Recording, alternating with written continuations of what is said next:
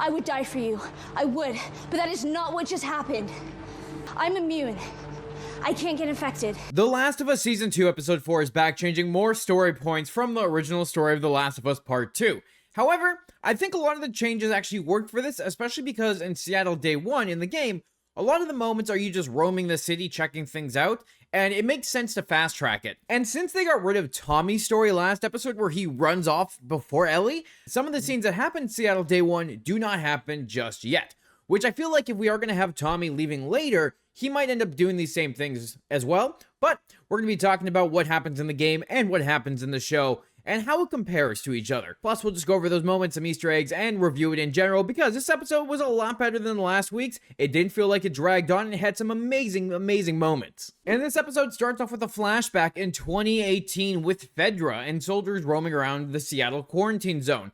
Now, this is also different because we don't usually see this kind of stuff in the game, and I will say the show does a fantastic job when it gives us flashbacks because it gives us more context to stuff we never got in the game, which I really love to see. We get to see Josh Peck for some reason being a Fedra soldier, even if it doesn't last that long, and they talk about the religious stuff connecting to the Scars, who are the Seraphites. Now, the reason they're called Scars is because of the scars on their faces, and they're just setting up the war between the WLF, aka the Wolves, and the Scars going forward. However, they have Isaac Dixon here talking about how they call the civilians voters. It's a way to mock them because they have no rights anymore, which is kind of what we saw in the other quarantine zone when the show first started with Joel. They don't really have any say in anything. They're just run by this military group, which is the same thing that's happening in Seattle, where they also stop the truck to talk to citizens. And it feels like Dixon here is working with the enemy. They're overthrowing Fedra so he can take over because he is one of the second antagonists in The Last of Us Part 2 that Abby has to go against. So they're setting up him being that evil person who takes over Fedra and controls everything, because we see him later in the episode torturing one of the Scars. That is somewhat close to how it was in the game. He ends up taking out all the other Fedra soldiers by throwing a grenade in there and taking them out. So that's, again, setting up his mutiny, taking over Fedra, and his rise to the top. I'm sure we're going to be getting more flashbacks in the future episodes to kind of show more how he gained that power, to give us more context to this villain, because in the game, we just kind of meet him and we kind of understand that he's the bad guy because he's with Abby. But I do like that little setup for him. It kind of just shows what kind of person he is and how he easily turns his back on people he works with. But then we catch up with Ellie and Dina back in present day. We have them at Weston Pharmacy, where Dina ends up finding a pregnancy test and she takes it, which later in the episode we find out that she's pregnant. And the thing is, that area played out like the game where she finds out she's pregnant and she tells Ellie in a similar way, not exactly the same way. But I will say we were kind of missing a line that was a lot of fun, where she's like, "Don't worry, it's not yours." And they kind of skip past that. I mean, they could still put that in a later episode, but we'll see when it comes to it. Plus, when it comes to the Weston scene in the game, we don't actually see it for a while. It takes place during a Scar mission. And this is just a nice little Easter egg calling back to the game. But while they're walking around Seattle, which is something you do in the game, they end up crossing pride flags, and they kind of question why there's a bunch of rainbow flags in the city, which is something they do in the game. However, you're in a bookshop when it happens, and the bookshop has a lot of books covering gay and lesbians, which is really interesting to see how they're kind of doing this. You know, they still have those elements from the game and those little moments between Ellie and Dina, but just in a different way. They even find a tank, just like how Ellie finds a tank in the game, and has a very similar conversation with Dina when they look inside and see the burned bodies. So just cool to get those little elements in there just to relate back to the source material. Then we get them going to one of the best scenes from the game, which is them in the music store. Now in the game, you roam around here and you look at it, there's a bunch of little Easter eggs and references to the game as well, with different movie posters and stuff. They're coming straight from the game. And in the show, we have Ellie playing the guitar, with Dina coming and listening. Now, they do change it up a little bit where Dina's crying while she's listening to her, which is something we didn't see in the game, but it might have something to do with her pregnancy. Plus, on top of it, she's playing the same song, Take On Me, that she does when she's in the game. So it's really cool to kind of cut back and forth when you look at it, because it's a really good scene. It's iconic. It's something a lot of people talk about from The Last of Us Part 2, because Ellie playing the guitar is a very big moment. So it's really nice just to see this and get the little moment between Ellie and Dina talking about Joel and Ellie. It's a nice moment to bond them a little bit more, and I really like how they did this, because we didn't get as much talking in the game, so it kind of added more context, built the relationship, and kind of pushed the characters forward. Now when we cut back to Dixon for the last time, he is torturing that Scar, and he's talking about cooking and heating up a pan and talking about the different temperatures and how it holds the heat and stuff, which is something we didn't see in the game. Now in the game, we do first meet him when he is torturing someone when Abby and Manny go to see him, but he's doing it in a bathroom, not a kitchen. And this is just like one of the little instances here that's a little bit different from the game, because Abby and Manny aren't there yet. We aren't getting that interaction, but we are seeing him torturing the Scar and kind of seeing how dangerous the Scars are, but also setting up the Wolves and the Scars storyline as they're going to be at war with one another, which we do see at the end of the episode with just the absolute mass explosions that are going on with them fighting one another, which we don't see in the game right away either. It's something a little different, where in the game, when they hear the radio go off, they're negative on Scars. However, it's a lone man going around doing stuff, which is Tommy bringing the war to the Wolves, going after Abby and them. So they do change it up a little bit, and because Tommy isn't there, because he didn't leave Jackson yet, at least as far as we know, we aren't getting those moments with him going on his war path to go against them to get his revenge for Joel. I did find it really interesting in this moment when Dixon was talking to the Scar, and how he's talking about how people are leaving the Wolves to join the Scars. Just kind of a flip-flop, and how no one's leaving the Scars to go to the Wolves. Kind of showing the two different perspectives of the groups, how the Scars seem to care about one another, where the Wolves don't. So they don't have that kind of unity the Scars do as they go against each other. And I'm really interested in this conflict, because it feels like they're focusing on it, and I feel like that's actually a good thing, because even though we do have those moments with Abby going against Scars, and we do hear a lot of talk about them and how dangerous they are, it is cool to kind of see more about them. We see the two different groups fighting each other in a different way that we wouldn't have gotten when you're playing the game. But that's it for the kind of Dixon stuff we got this episode. Like, it's really interesting setting him up now, and then we're going to get to see him later on when we do interact with him, when we go pick up with Abby's perspective. And I'm guessing we're going to do that in the next couple episodes or next season, because I could see them totally doing these next episodes till the season wraps up, dealing with Ellie and Dina. And then the next season will start off with Abby and her group and learning what they did in that 3-month time jump and everything else, and leading into the events of Ellie and Abby and them finally meeting. Which, speaking of Ellie and Dina, we have them pretty much jumping straight to their TV station, which is not like the game whatsoever. Like in the game, we go through all the roaming around Seattle, checking out different areas. You end up finding a hotel where you're roaming around in, and in one of the rooms, there's 2 men that were tortured. One of them ends up being Abby's friends, which ends up being that Tommy was the one that came and tortured them to find out information to figure out where Abby and her friends were. And because we didn't get Tommy going off from Jackson in the last episode, they didn't have this scene for obvious reasons, but that is just like the first step to show Tommy on his war path going after them. So it makes me wonder how they're going to deal with it going forward. That was Abby's friend Nick being taken out, and then the next one was Leah, which they do find in the TV station in the game, but in the show, we do find a WLF soldier with arrows in them, just like Leah had in the game. So cool they had that still in there, because it still ties into the Scars versus the Wolves. They have that moment in there, but we just didn't have Leah because they're kind of not showing Abby's friends just yet. But the thing is, in the game as well, before you even get to the TV station, you have a very dark moment where you run into Abby's friend Jordan and another WLF soldier who end up capturing Ellie after they get blown up, and Shimmer gets shot, which right now, we don't know what happens to Shimmer. In the game, she dies right here.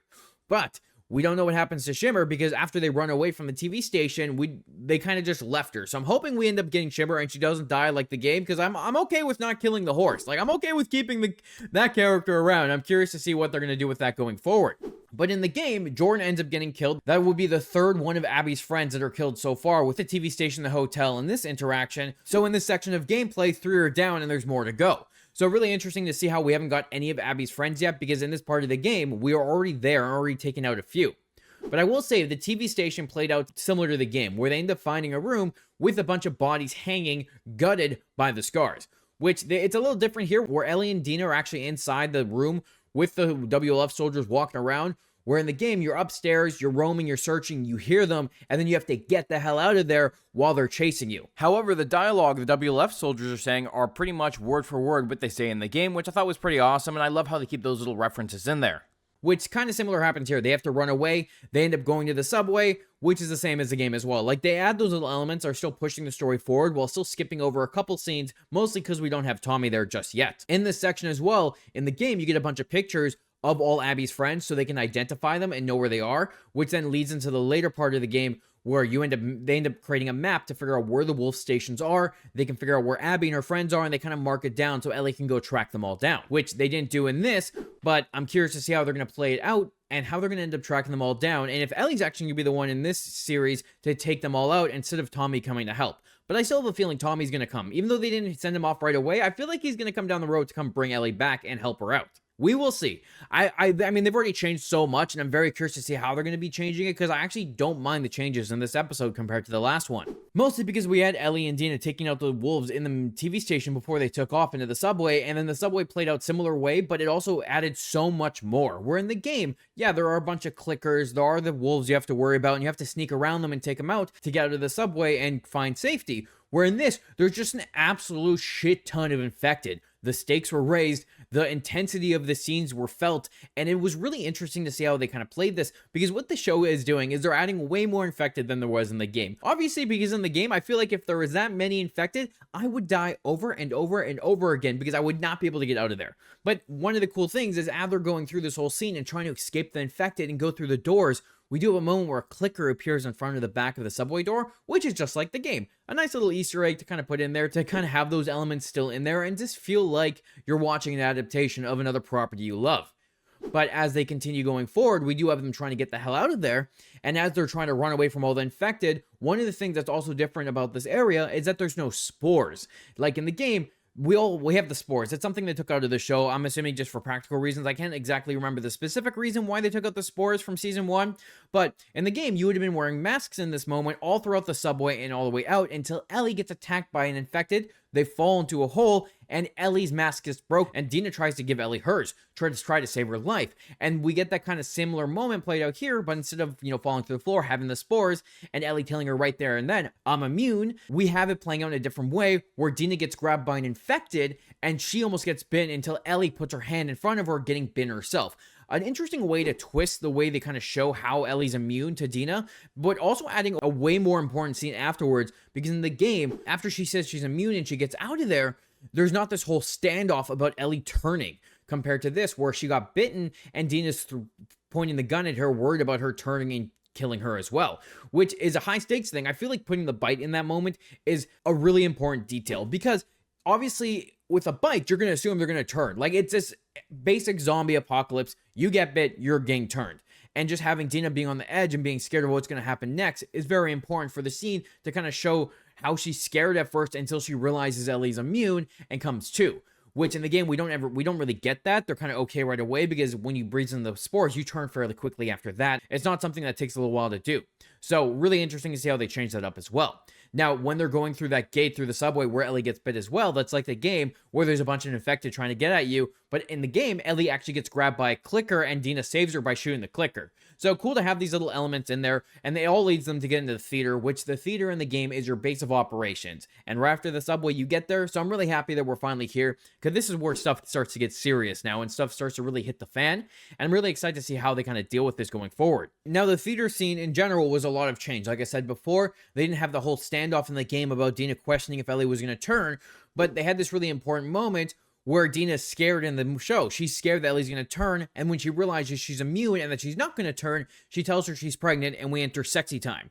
Now, I wasn't expecting this, and this kind of feels like it's homage to the scene where they smoke weed in the game, where they're in Eugene's place and they're smoking weed. They hook up and they talk about Ellie's scar, because then after they hook up, they talk about Ellie's scar in a similar way. So I feel like it's a homage to that scene. So I was questioning before why they had Jesse and Ellie in the weed farm originally, but now it makes sense that they've moved this scene with Dina and Ellie around and finally have it here, which I was happy. They finally pushed the relationship forward and have them connecting in a way better way. Now it doesn't feel so off. They've kind of pushed us into that storyline. And like I said before, I will say the only disappointing part is not having the line where after she tells Ellie she's pregnant, saying, don't worry, it's not yours. Because that's like a little fun scene. And I'm surprised they didn't put that there. But to be fair, there's also another scene that they removed here where Ellie actually gets mad at Dina for being pregnant, because she's now a burden. She can't bring Dina with her on the quest because it could be risking 2 lives instead of 1. And the reason Ellie reacts like this is because she's blind by the rage and hatred that she has for Abby and her friends. So that's also just another disappointing part they removed out of it.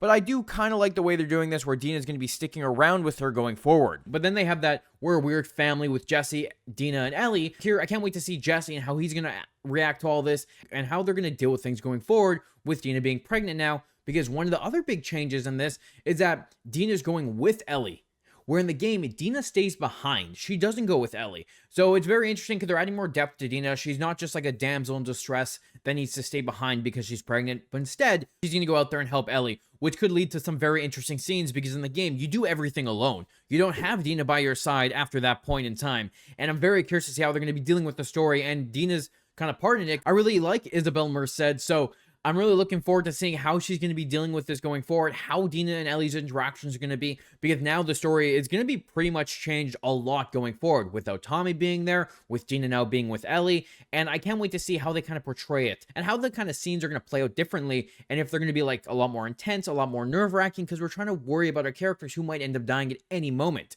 Now, I don't think they're going to kill Dina. Like, I just don't see them doing that, but I'm very curious to see how they're going to play with her and how Ellie's going to be protective of her as she's pregnant and she wants to protect her. And I believe next episode is going to be a flashback episode because in the game, there's a moment that takes place right after this that's a flashback. So it only makes sense if we're going to go in chronological order, even though they've been moving some scenes around, that this specific scene would be placed next episode. And I'm really looking forward to it because it's like a really good flashback. And I can't wait to talk to you guys about it next week when it does come out. Because there's already only 3 episodes left of the season. Like, I don't think 7 episodes was enough because they fast-tracked so many things. Like, I don't know where they're going to leave off. I feel like they're going to leave off at a very shocking moment. And the next season, we'll pick up with Abby and dealing with her story until her and Ellie eventually meet. But we will see. We will see. I feel like there's a lot to cover, and I'm curious to see what they're going to do. I mean, they've already fast-tracked a bunch of stuff, so I'm sure we're going to see some cool stuff coming up soon. But overall, it's a really solid episode from last week. I felt like last week felt very drawn out, but this one didn't. We kind of picked up the pace, went from moment to moment to moment, but also had very important moments in between, really building Ellie and Dina's relationship, building the kind of stakes that have to do with the WLF versus the Seraphites, and I'm very excited to see how they're going to portray it forward, and like how many scenes we're going to either skip or fast track through, or if we're going to stretch out some more and get to learn more with some flashbacks about Dixon and the WLF, about Abby, and I'm very curious to see how they dive into the story in a different way than we got to experience in the game. Even though I do have problems with some of the episodes and not every story point lands for me, I do think this episode landed a lot, and the subway scene was done amazingly. Like, so good. I really enjoyed it, and I can't wait to see more if they keep continuing this kind of action, high-stakes moments when it comes to the infected, but also giving us those really good character moments afterwards with Dina and Ellie. But let me know, what did you think about this episode? How do you feel about the changes they made compared to the video game? And what are you hoping to see going forward? We can talk about it in the comments down below until next week, and then when next week comes, we can talk about that episode. If you enjoyed this video, make sure to hit the like and the subscribe button. It helps out the channel a lot, and you get to stay up to date with my Last of Us breakdowns, my Marvel and DC breakdowns, as well as my anime breakdowns and reactions when I do those as well. Thanks again, and I'll talk to you next week when it's time to watch episode 5 of The Last of Us.